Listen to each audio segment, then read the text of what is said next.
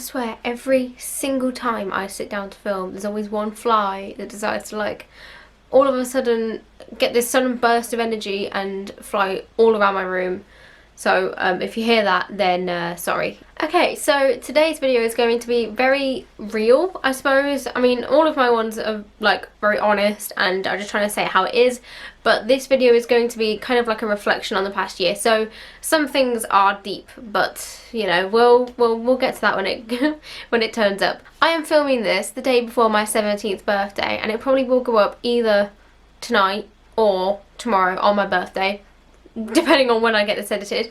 But I wanted to kind of do like a evaluation of the year, where I think about things that I have learned when I was 16. So yes, I know I have lived 17 years on this planet, almost to the day, but these are the things I've learned at the age of 16. So for the past year, I have gone through quite a lot because of I've been into sixth form, and I then got first of all I got my GCSE results, then I went into sixth form, and then a lot of things happened in terms of like outside of school, and I got a lot more involved in business and building brands and all that kind of stuff. So there was tons that have gone on this year, and it's been very, very hectic. So here are 16 things that I have learned in the past year. Once again, I've written them down because, as we all know by now, I can't remember anything when I'm sat here talking. I will just waffle on. So instead, I've written my list down here, and number 1 is you never regret going with your gut. That's pretty self-explanatory. I have faced a lot of times this year where I've had to make decisions about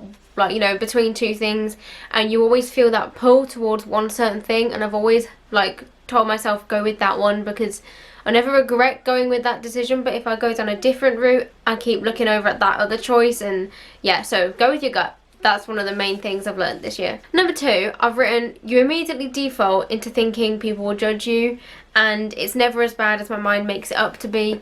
So I know that, well, in the past year, I forgot to mention this, I started this channel when I was 16. So the past year I immediately thought that people would judge me for putting videos up, and again when I started building businesses and taking more time out of school than I normally would, I then thought people would judge me for doing that.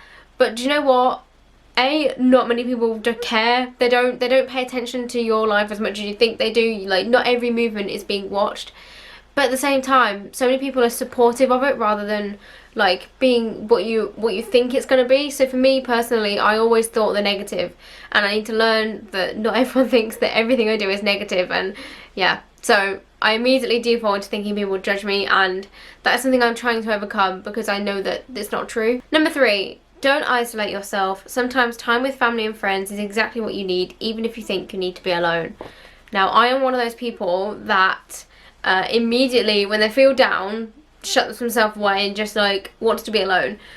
But I've come to learn that, especially in the past year where I've been very stressed out at times, I just need to talk with someone, and it makes everything so much better. If you're one of those people, then I mean, no, I can relate. I can relate. Number 4, very simple. I say no too much.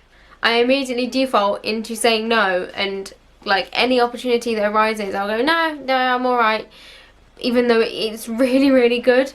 So I don't know, I just need to, because my comfort zone is just doing what I know and like just staying in that lane. But saying yes is like the only way you're going to progress and take on more opportunities.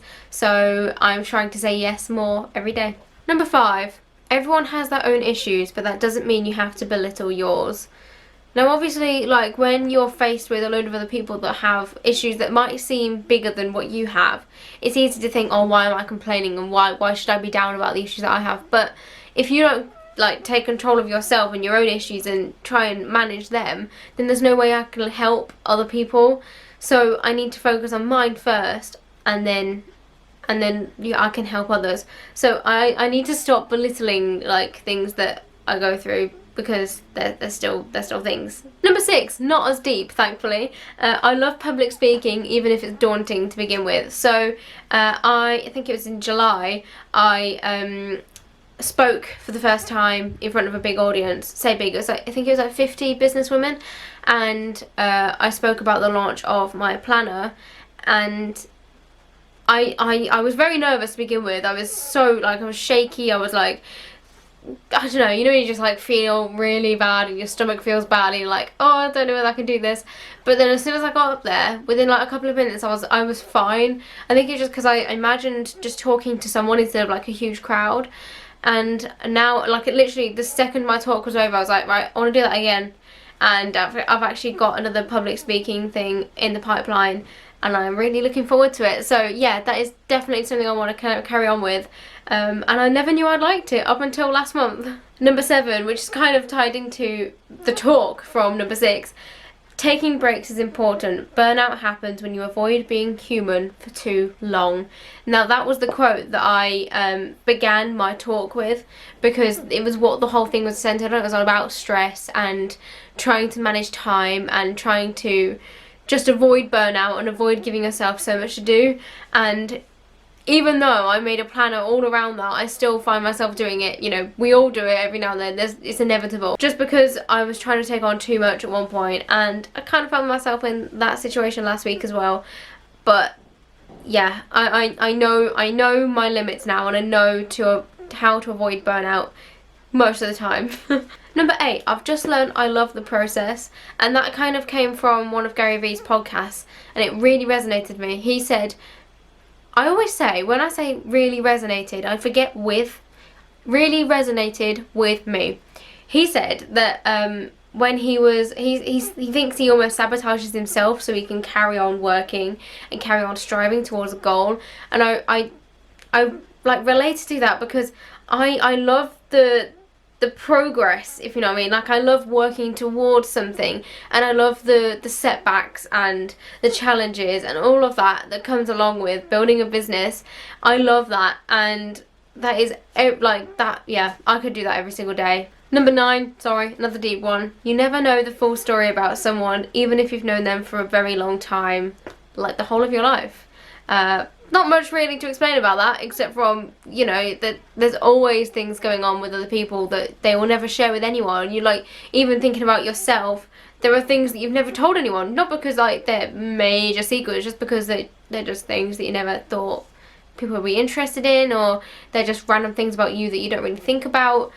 I don't know, you can never know everything about anyone. Number 10, another huge one for this year, gratitude is so important, and it gets you through a lot. Even when I've been feeling really, really stressed out, one thing that's kind of kept me going and kept me not completely breaking down was being grateful for what I had, and knowing that it could be a lot worse. And you know, I think sometimes you get caught up in your own struggles that I know I've talked about, you can't belittle your own struggles, but then you have to know that you do still have a lot, and there is always something to be grateful for. So yeah, gratitude is one thing that is, it just gets you through so much. Number 11, sometimes all you need is a dance.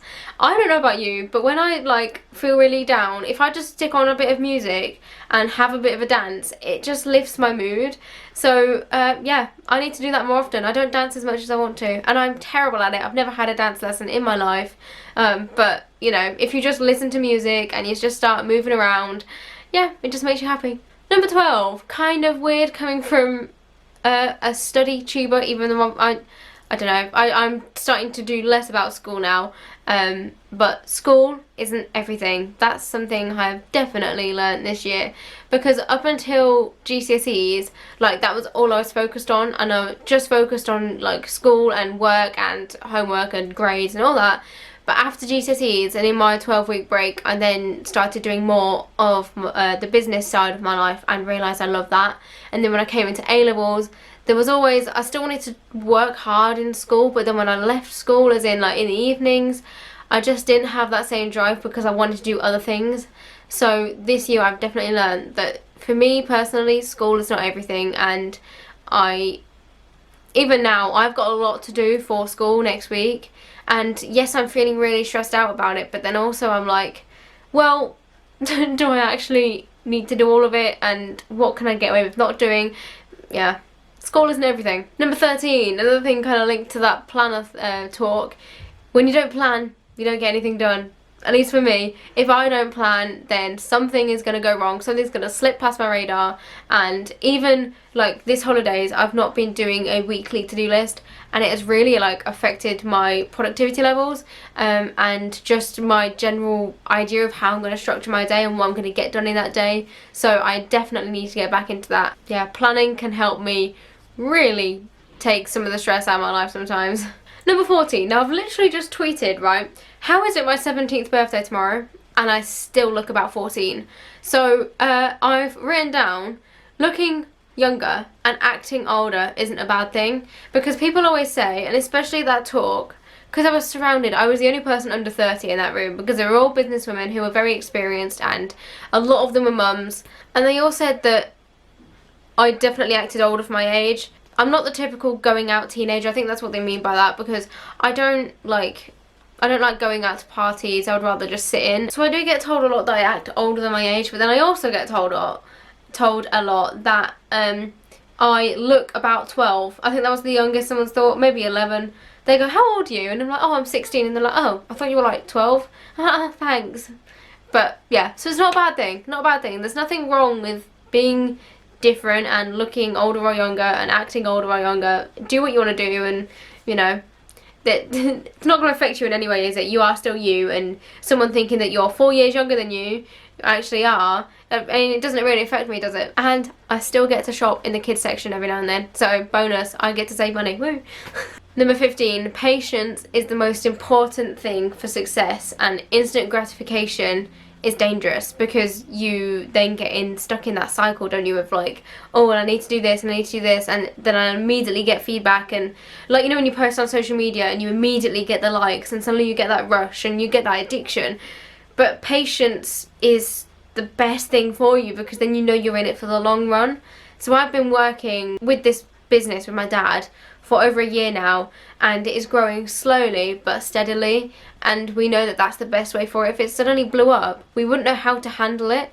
So we know that patience, we just got to carry on, and yeah, it's not for everyone, but yeah, in any aspect in life, you've got to be patient. Like, say if you want to be a doctor, you've got to go through those years of training, and if you are impatient, then you're never going to get to your end goal. Number 16, I don't know anything, keep learning.